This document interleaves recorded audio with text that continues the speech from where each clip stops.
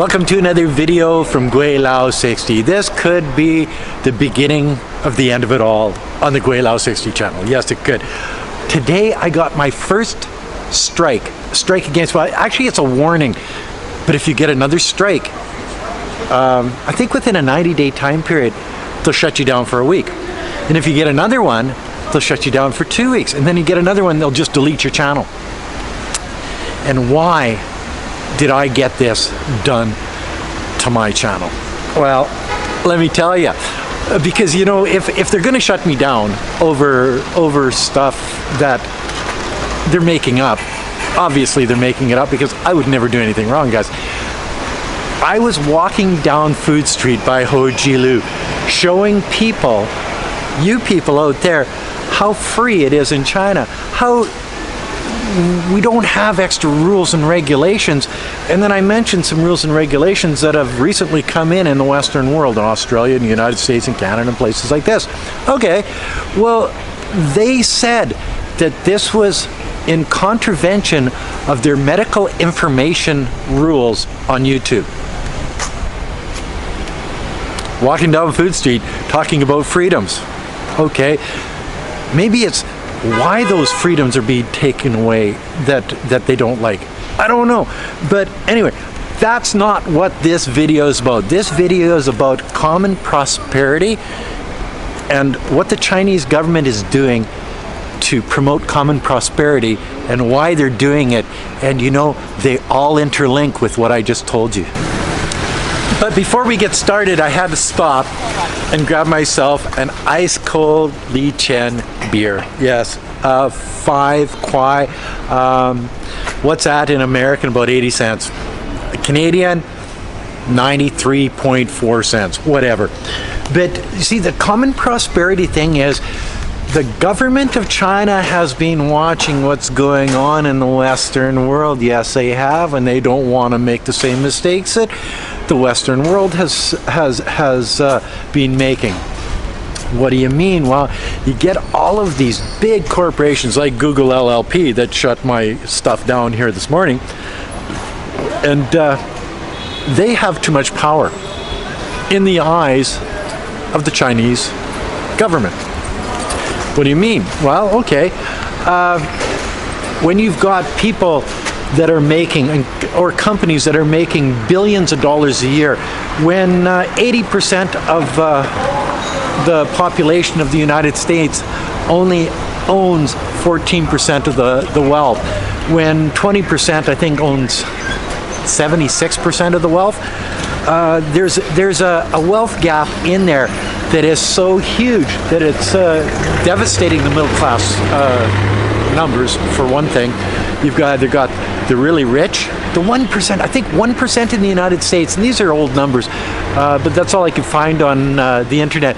Was and I might have them off a couple of percentages, and you guys will keep me honest, I know you will, but the top 1% of Americans own, I think, 43% of the wealth in the United States. So when these companies and these people get super rich and CEOs are making literally millions and hundreds of millions of dollars a year, and Joe Blow on the streets of California, or the streets of, let's say, Philadelphia, Kensington Avenue, Philadelphia, where you've got drug addicts that have just given up.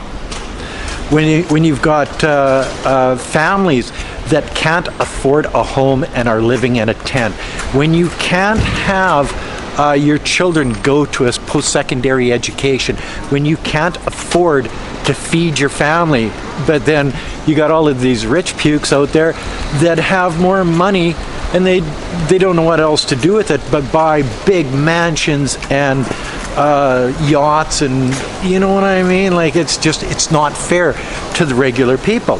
So the Chinese government looks at this and says, well, there's inequality, lots of inequality in the Western world. We don't want to go down that path. So what do? They look at companies like Alibaba that make billions of dollars a year, like seriously, make billions of dollars a year, and say, well, you've got to contribute. And Alibaba, first thing they do is dig their heels in and say, no, you're gonna take our money away. But then the Chinese government has a different way of looking at it, and I think the Chinese people have a different way of looking at it also. If the middle class grows in China through your help, Alibaba, $15.5 billion this year, American dollars, Alibaba is giving to this initiative. Tencent, I think, is over 7 billion.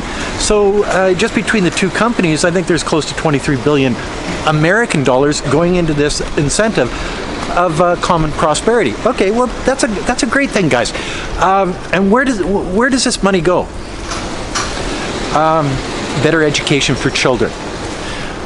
Better post-education for kids that can't afford, bringing people, taxi drivers' children, and people that work in restaurants' children, and all of these people to a better place, a better education, giving them a better chance at a, you got it, better future, middle-class future. All right. And then there's the Google LLPs of the world, in the Western world. Was that beer?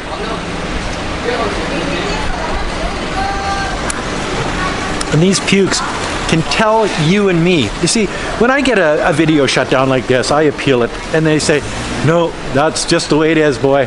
You're nobody. And basically, I am nobody. Because if these corporations, Twitter comes to mind, can shut down the President of the United States and kick him off Twitter. When he's the President of the United States, you don't think these corporations have political clout? You don't think these corporations are running the country? Think again, guys. That's not going to happen here in China. And why not? Because the government will not allow it.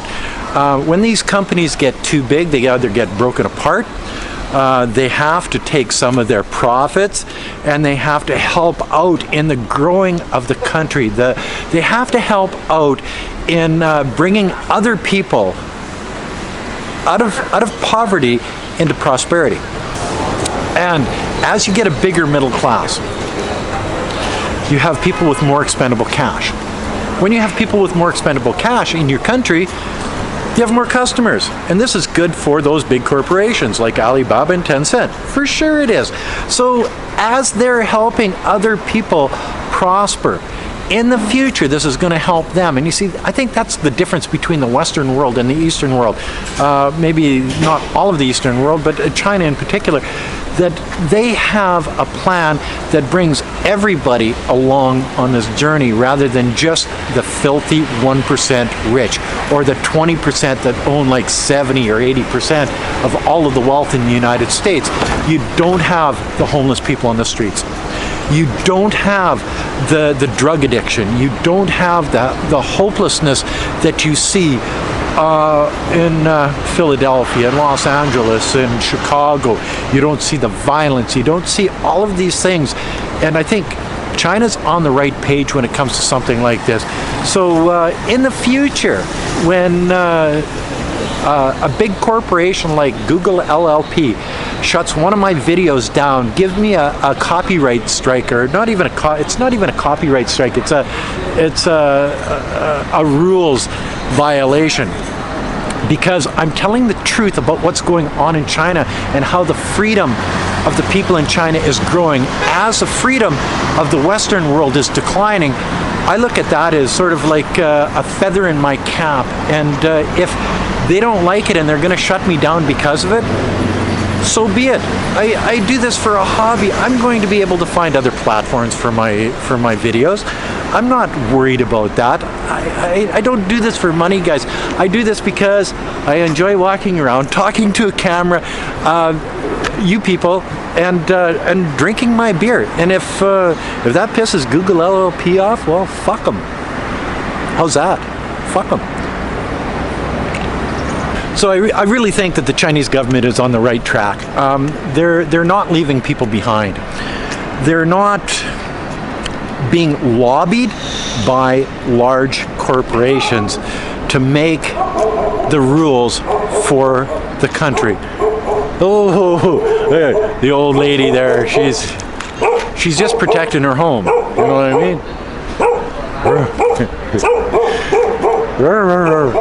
Yeah. But see, the idea is that the Chinese government is looking at it in a different way.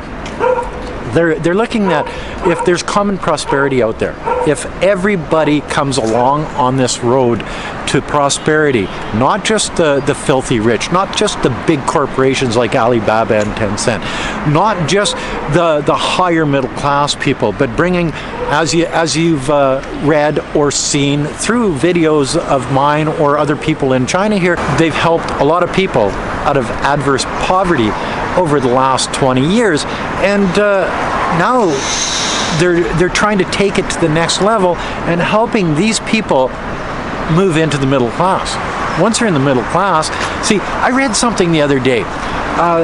30 years ago, a Chinese family could afford to eat a bowl of dumplings once a month.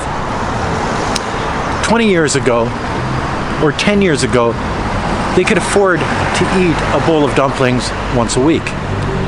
Today, they can eat a bowl of dumplings every day and afford to go buy a car. That tells you something about what's going on here in China. So when you think the government of China is thwarting these big corporations, is not being fair to these big corporations. You see, these big corporations have been given the right in this country to make billions of dollars. Sure, they got some pretty smart people. Like Jack Ma is a smart cookie and knows his business. There's the CEOs and the big boys on the block that really know what they're doing, and these are the ones that floated to the top and can create and build and make these huge corporations possible, employing hundreds of thousands of people. But does that give them the right to sort of control government? No. Does that give them a right to hoard all the money like it does in the West? No. Does that give them the right to basically dictate what the government of a country can do, like the lobbyists in the Western world? That's just not going to happen in mainland China through common prosperity. Go figure. Just one little program here in mainland China might be able to change everything bad that's been happening in the Western world. What a concept, eh? Anyway, that's a bitch rant video from Gweilo 60. And if you like this video, as always, like, comment, subscribe, push that share button. Don't forget to resubscribe. Don't forget to hit the bell. And whatever you do, don't forget to put a couple bucks in the children's Patreon account. It's for a good cause. I'm going to go back, drink some more beer, and that's the way it is. Peace out. Bye now.